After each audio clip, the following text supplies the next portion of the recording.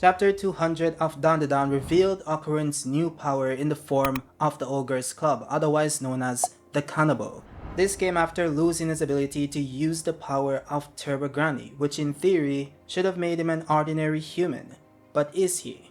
Well, Chapter 167 hinted at the possibility that Okarun underwent a secret awakening, which explains his abnormal speed, strength, and durability. It seems as if he's becoming more powerful as time goes on, but if that's true, what's the purpose of the Kanabo? Well, it all goes back to the special properties of the object itself and the powers it provides to its user. You see, after Mr. Manjiro gave Okarun this new weapon, he said that it's something his master wanted him to have. It's a weapon for self-defense. He has no idea what the item itself does, but what's important here is that Seiko instructed him to train him. This of course is also very important to the overall context of how Okarun would achieve the ability to wield such a weapon, since Manjiro is a spirit medium. So if he was to train Okarun, the goal of this training would naturally be for him to wield his spirit energy. And since this coincides with him receiving this new weapon, one could assume that Okarun needs control of his spirit energy in order to wield it. With that said, we're then left with two questions. How did Okarun achieve his spiritual awakening, and what exactly is the power of the Kanabo?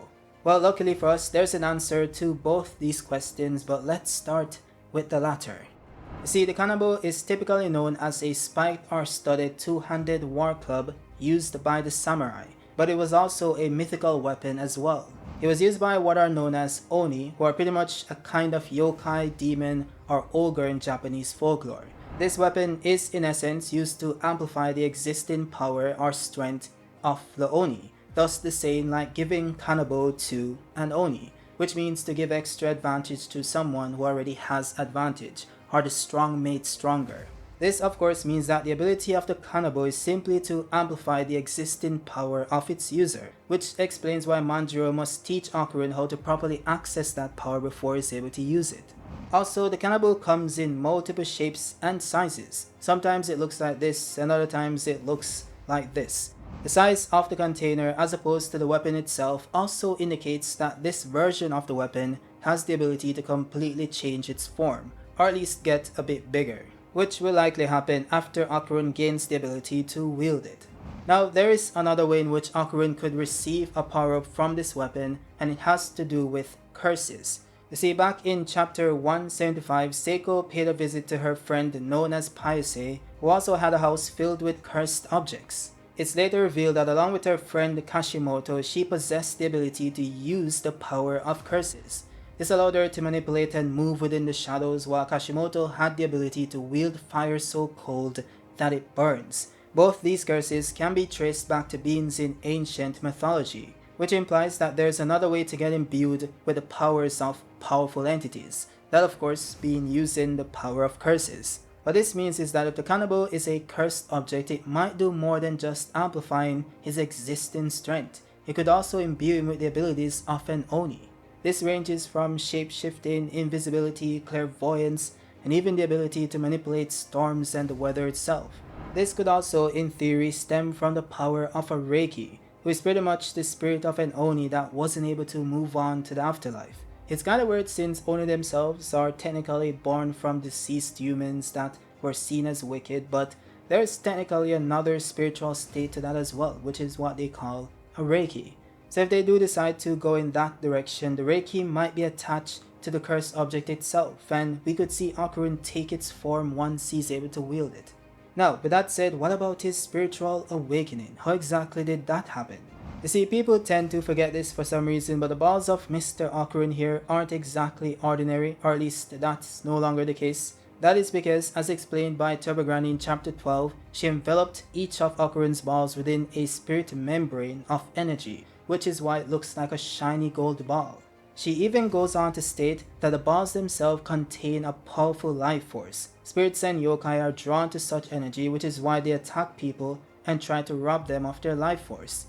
Now, of course, the real takeaway from this is that the balls themselves were enveloped with spirit energy by Turbo Granny, which implies that she used their own energy to do so.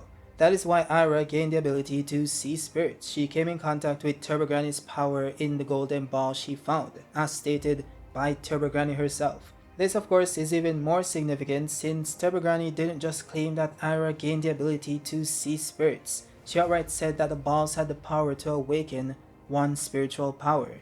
What this implies is that one being able to see spirits or enter empty space is more so just a byproduct of their spiritual power being awakened.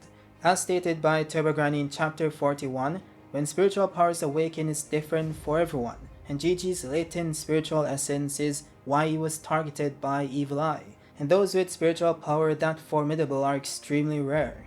We then see Gigi go on to hone said power in Chapter 50, by first learning to focus his energy on the point below his navel and visualizing laser beams going on the top of his head and through his fingertips.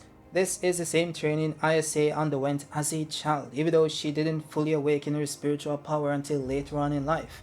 As stated by Seiko, it is in this state that one's chi emerges.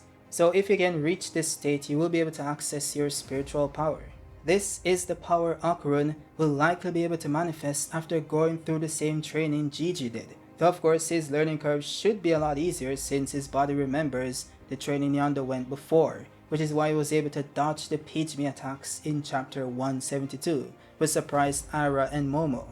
You have to remember that even Ayase wasn't able to truly manifest her spiritual power until she was stimulated by the Serpo aliens. This was implied in Chapter 1 when he questioned if him overstimulating her brainwaves caused this to happen and caused her chakra to open up. By the way, chakras are energy centers in the body itself. They are believed to influence physical, emotional, and spiritual well-being. That is why Seiko's training for mastering one's chi involves focusing your power to the point below your navel and transmitting that to the top of your head.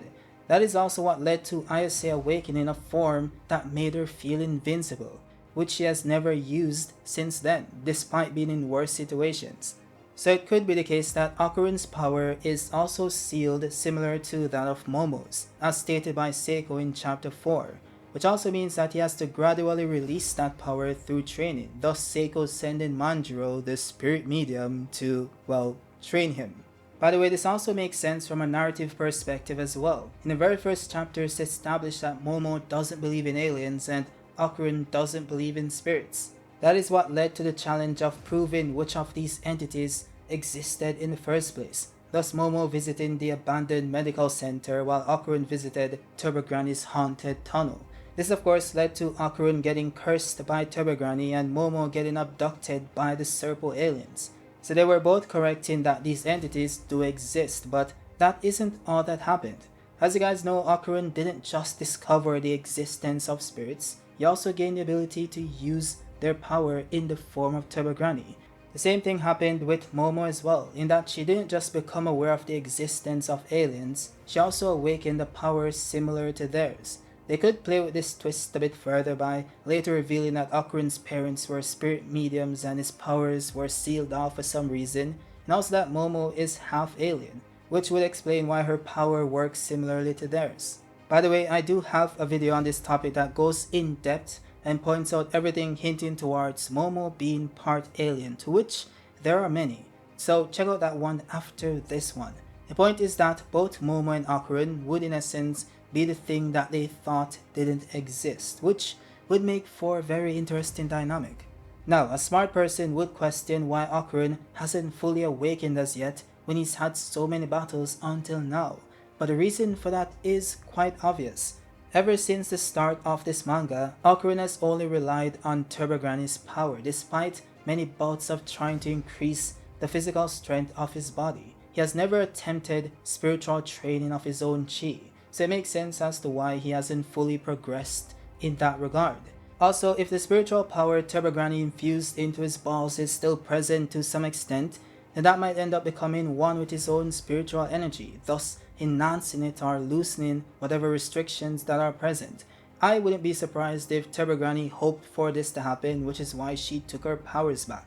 This would push Okarun to rely on his own power instead of hers, which would expedite the process of his spiritual awakening.